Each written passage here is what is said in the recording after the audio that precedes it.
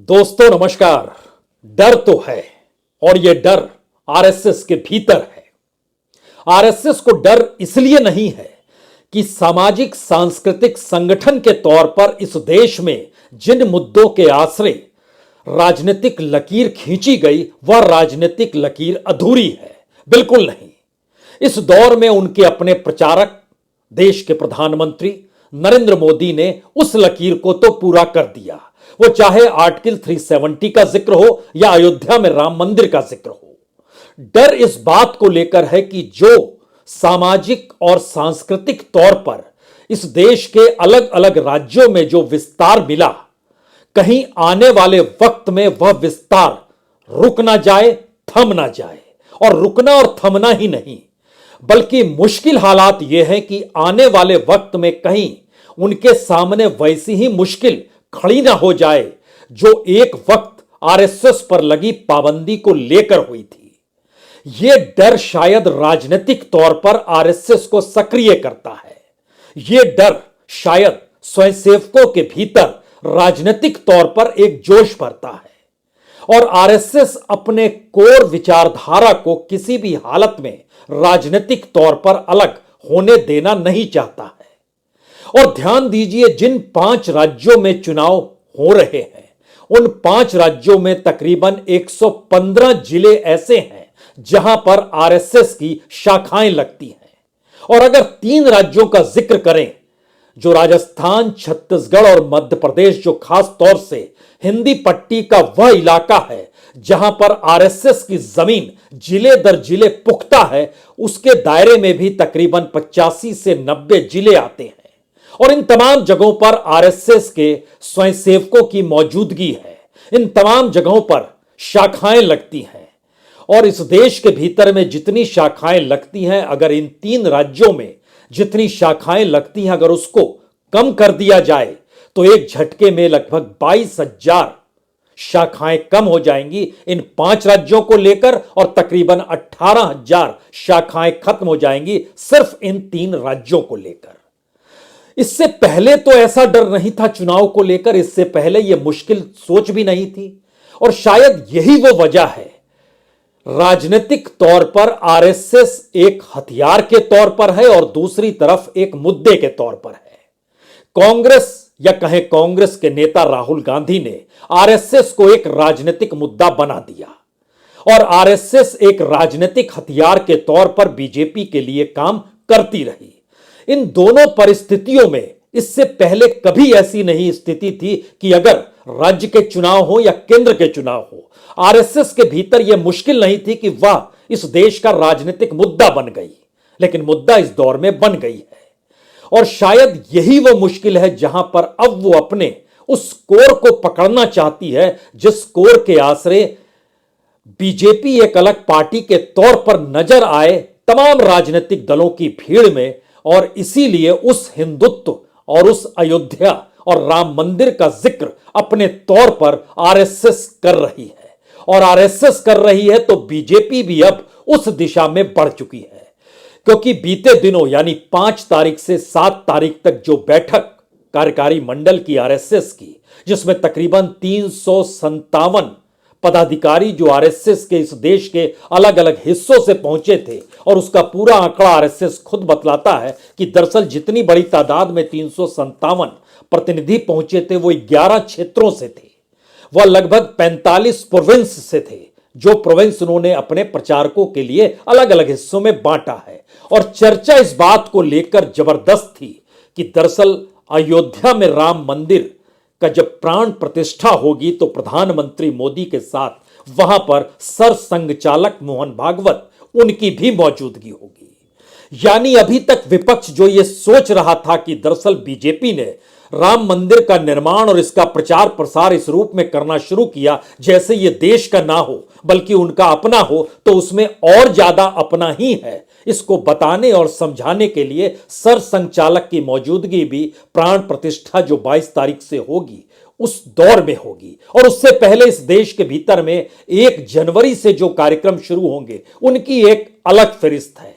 लेकिन अगला सवाल इसके तुरंत साथ राजनीति का जुड़ता है और अब प्रधानमंत्री मोदी कहें, आरएसएस के प्रचारक के तौर पर आप देखना चाहते हैं देखें, या फिर चुनाव के दौर में तमाम मुद्दों के दौर से हटते हुए एक क्षण में अब खुद नरेंद्र मोदी भी राममय खुद को बनाने की दिशा में बढ़ चुके हैं। कैसे कैसे किन किन परिस्थितियों में आरएसएस को लग रहा है संकट है, कैसे कैसे किन परिस्थितियों में बीजेपी को लगने लगा है अब जाति की राजनीति से काम नहीं चलेगा, कोर इशू पर लौटना होगा जो हिंदुत्व से जुड़ा हुआ है।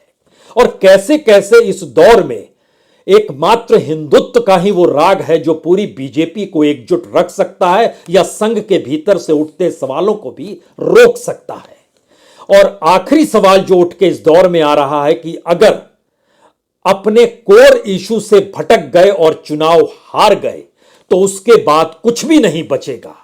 जो कुछ भी नहीं बचेगा इसका मतलब क्या है, इसे समझने से पहले प्रधानमंत्री का आज का वो भाषण का हिस्सा जरूर सुनिए, क्योंकि एक तरफ योगी अयोध्या में अपनी कैबिनेट लगाकर बैठे थे, 18 कैबिनेट मिनिस्टर्स की मौजूदगी वहां पर थी, अलग अलग तरीके से प्रस्ताव पास हो रहे थे, लेकिन इसी दौर में कौन सा भाषण किन शब्दों के जरिए और अयोध्या और मंदिर को क्यों याद इस रूप में किया जा रहा था, एक चुनावी रैली में इसका जिक्र होगा, लेकिन पहले सुना जाए इसे।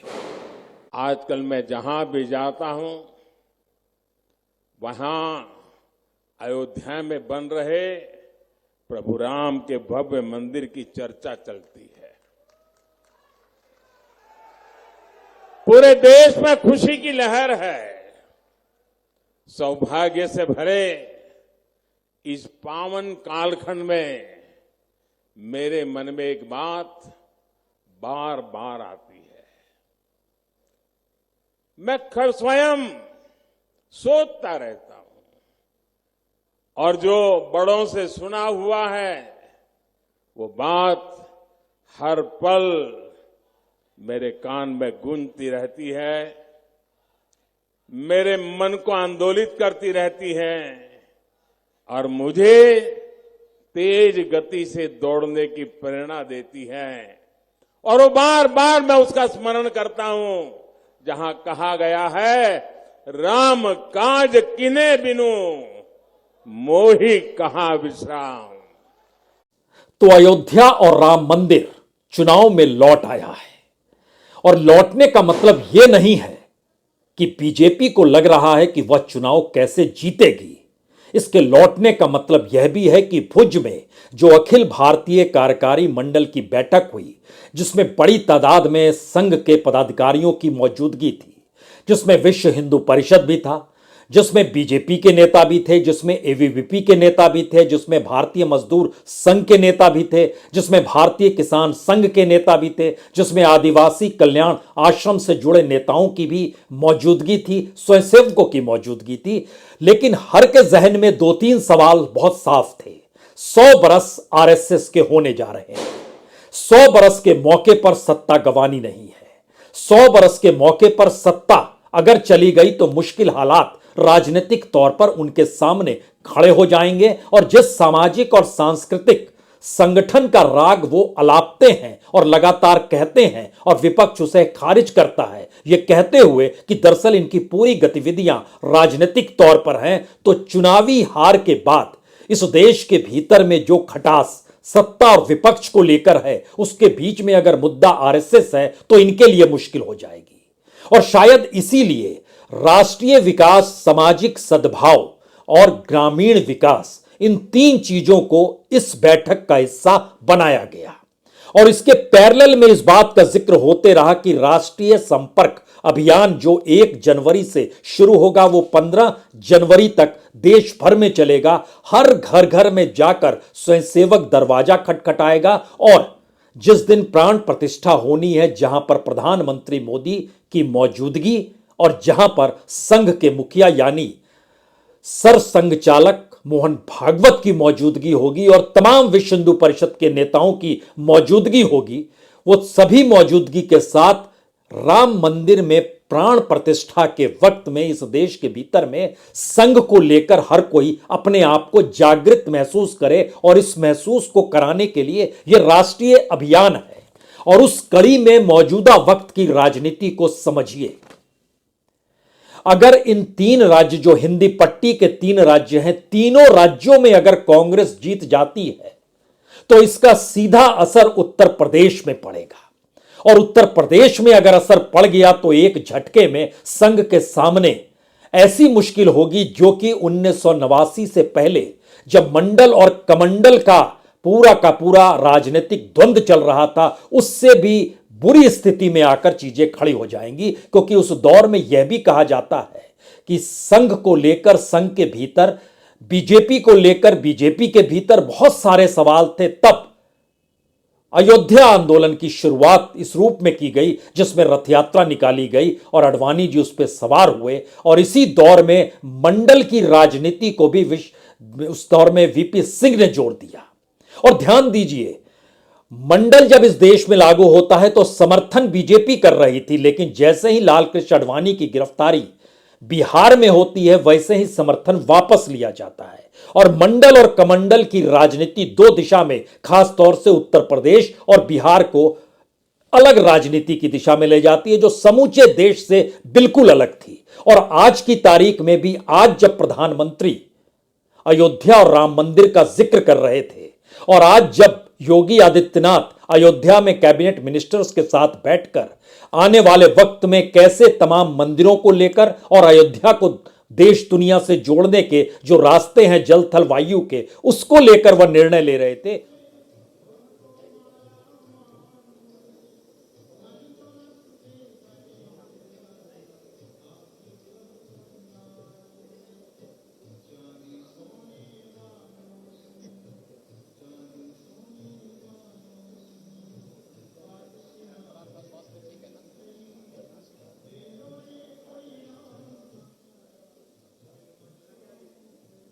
उसी वक्त बिहार में आरक्षण 75% कर दिया गया।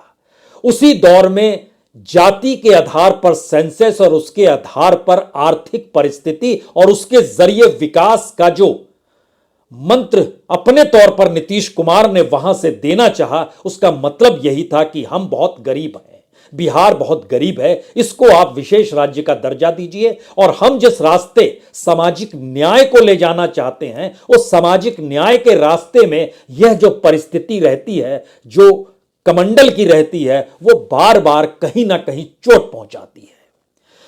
यह शब्द ना हो, लेकिन मौन रूप से एक लड़ाई राजनीतिक तौर पर इस देश में अब भी मंडल कमंडल की चल रही है। और मंडल को लेकर यानी ओबीसी की धारणा को लेकर इसीलिए लगातार बीते दिनों प्रधानमंत्री गरीब ही सबसे बड़ी जाति है इसका जिक्र कर रहे हैं। तो क्या यह पूरा असर एक डर का है, जिस डर को अब आरएसएस के भीतर समाया जा चुका है? और यह सवाल इसलिए बड़ा महत्वपूर्ण है क्योंकि हम जब जिक्र इन 3 राज्यों का कर रहे हैं, जिन राज्यों के भीतर जातीय समीकरण के आश्रय बीजेपी बहुत पिछड़ गई है, चेहरे के आश्रय यानी छत्रप नेताओं के आश्रय बीजेपी बहुत पिछड़ गई है। इन जगह जो वोटों का समीकरण होता है उस दायरे में बीजेपी बहुत पिछड़ गई है। और इस दौर में जो स्वयंसेवक है जिले दर जिले और जिले दर जिले जो बीजेपी के नेता हैं, दोनों के बीच तालमेल मुद्दों को लेकर नहीं बन पा रहा है। तो ऐसे में हिंदुत्व, राम मंदिर या अयोध्या का जिक्र बहुत जरूरी है। और ये पोस्टर भी मध्य प्रदेश में तमाम जगहों पर लगे हैं, ये पोस्टर अभी छत्तीसगढ़ नहीं पहुंचे, लेकिन बावजूद इसके अब इसका जिक्र क्यों जरूरी है और पार्टी संगठन स्वयंसेवकों के बीच एक एकजुटता क्यों जरूरी है, अब इसका अंदेशा इस रूप में है क्योंकि यह सफर 2024 तक जाता है। और 2024 को लेकर किसी भी तरीके का कोई नया राजनीतिक प्रयोग करने की दिशा में आरएसएस तैयार नहीं है क्योंकि वह खुद एक पॉलिटिकल इशू है। 3 सवाल। पहला सवाल, क्या यह संयोग है कि आज प्रधानमंत्री अयोध्या का जिक्र करते हैं, राम मंदिर का जिक्र करते हैं? क्या यह संयोग है कि आज ही कैबिनेट की बैठक होती है और आज ही जो मोहर लगती है उसमें इस बात का जिक्र होता है कि कैसे अयोध्या को जो माधा जमथरा गांव है उसको भारतीय मंदिर वास्तुकला संग्रहालय बनाया जाएगा, 25 एकड़ जमीन दी जाएगी। देवी पाटन धाम तीर्थ क्षेत्र विकास परिषद के प्रस्ताव पर मुहर लगती है। और तो और जो पर्यटन और विकास के लिए जो 5,000 करोड़ की योजना है उस पर भी लगती है। और अयोध्या से काशी होकर कलकत्ता से जलमार्ग जोड़ने का जो पूरा प्रभाव है, यानी यूपी के अंतर्देशीय जलमार्ग प्राधिकरण का गठन भी, उस पर भी सहमति है। इसको केंद्र में क्यों रखा जा रहा है? बिहार के भीतर मंडल की राजनीति पूरे तरीके से वहां की राजनीतिक परिस्थितियों को हिला चुकी है। योगी आदित्यनाथ की अपनी गवर्नेंस ने इस दौर में यह पाठ जरूर पढ़ा दिया कि वह चाहे मठ से निकले हो, लेकिन गवर्नेंस के तौर पर उन्होंने जो कुछ, चाहे वो बुलडोजर की भूमिका हो, चाहे दिल्ली से टकराने की सोच रही हो, राजनीतिक तौर पर उन्होंने अपनी ठसक के साथ आरएसएस को साथ लेकर चलने की कोशिश की और सफल हुए। लेकिन अगला सवाल यह है कि चुनाव के परिणाम उत्तर प्रदेश पर क्या असर नहीं डालेंगे, और अगर डालेंगे तो उससे पहले वह कौन सी धारणा है जिसके जरिए पहले अपने घर को तो ठीक किया जाए, जहां पर कोई ऐसी परिस्थिति ना लगे कि राजपूत और ब्राह्मण टकरा रहा है, ऐसा ना लगे कि मंत्रिमंडल के भीतर बैठा हुआ कोई शख्स जो है वो सीएम बनने के लिए बेताब है या उसके लिए एक व्यू रचना हो रही है, ऐसा नहीं लगना चाहिए। स्वयंसेवकों को लेकर भी ऐसा होना चाहिए कि वो साथ चल रहे हैं। क्या ये एक ऐसी परिस्थिति है जिसमें एक झटके में इन 3 हिंदी पट्टी के राज्यों की राजनीति ने समूचे आरएसएस और बीजेपी की नींव पर एक हमला कर दिया है?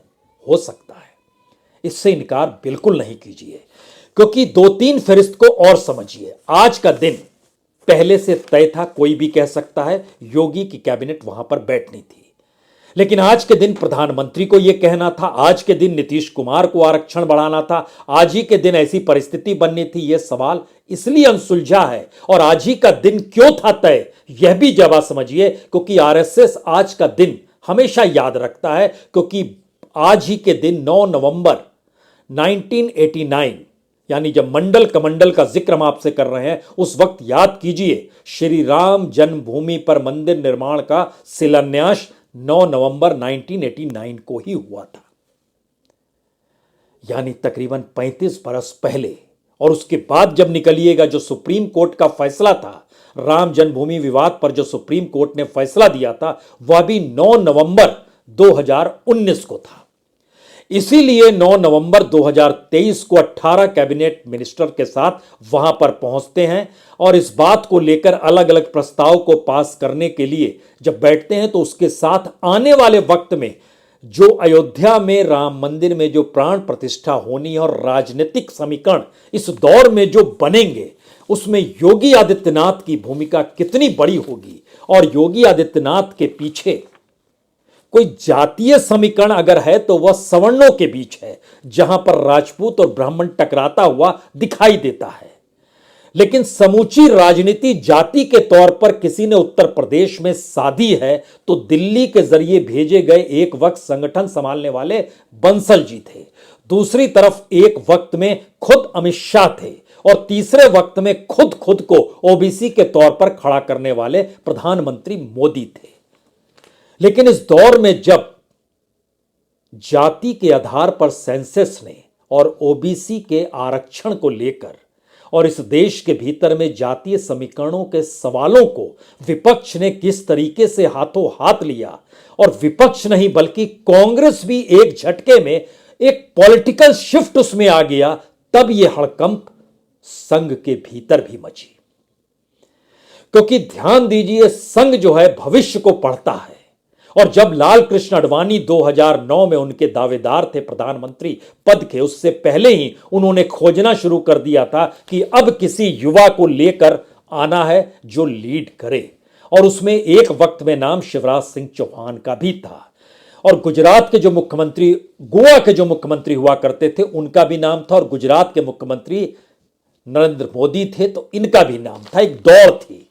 लेकिन इन सब के बीच नितिन गडकरी भी जब अध्यक्ष बन गए तो उनकी भी दौड़ थी, क्योंकि वो मान रहे थे आने वाले वक्त में बुजुर्ग नेताओं से काम नहीं चलेगा, युवा से चलेगा। और संयोग से मौजूदा वक्त में वही सवाल राहुल गांधी को लेकर भी गूंजने लगा है कि दरअसल राहुल गांधी के पास भी उम्र है और इस देश में ज्यादातर वोटरों के पास अभी उम्र है।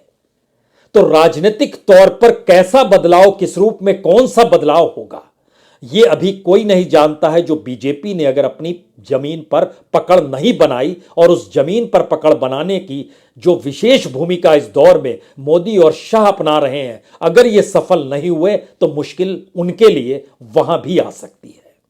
यह सिर्फ संकेत है और संकेत इसलिए मायने रख रहे हैं क्योंकि जो बैठक हुई उसमें जब सारी चीजें अयोध्या के राम मंदिर और उसके जरिए 2024 की दिशा में जाती हुई दिखाई दे रही है, तो यह सवाल है क्या वाकई एक डर है और क्या वाकई यह सवाल है जो धीरे धीरे बड़ा होने लगा है।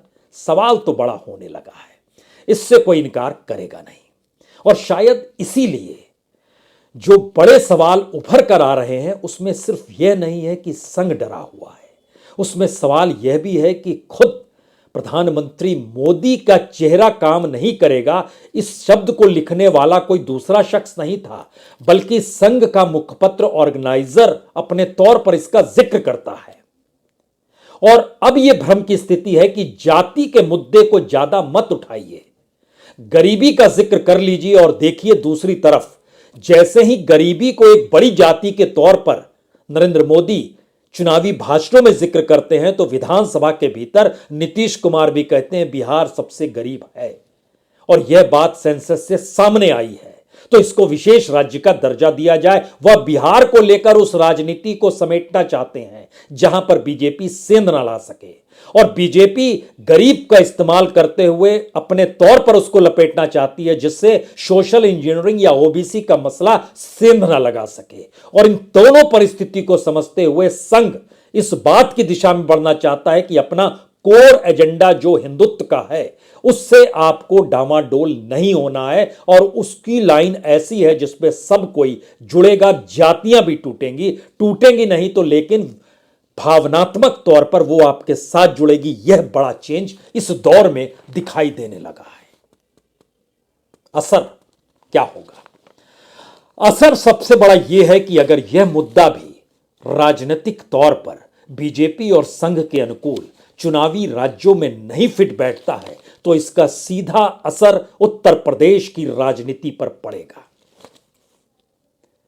यह गुजरात तक अभी नहीं जाएगा लेकिन उत्तर प्रदेश की राजनीति पर बहुत साफ तौर पर पड़ेगा और एक बड़ा व्यापक परिवर्तन समाजवादी पार्टी के भीतर भी नजर आएगा, जो अभी तक थोड़ी सी हल्की महसूस अपने आप को राजनीतिक तौर पर बीजेपी, संघ या मोदी को लेकर लगती है, उसको उस दौर में अपने आप को विकल्प बनाने की दिशा में कहीं एग्रेसिव होकर सामने आना पड़ेगा। और यह चेंज मायावती के भीतर भी सवाल खड़ा करेगा।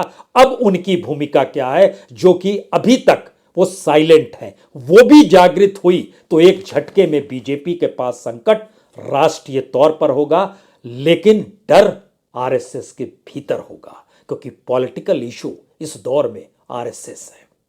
बहुत बहुत शुक्रिया, बहुत बहुत शुक्रिया।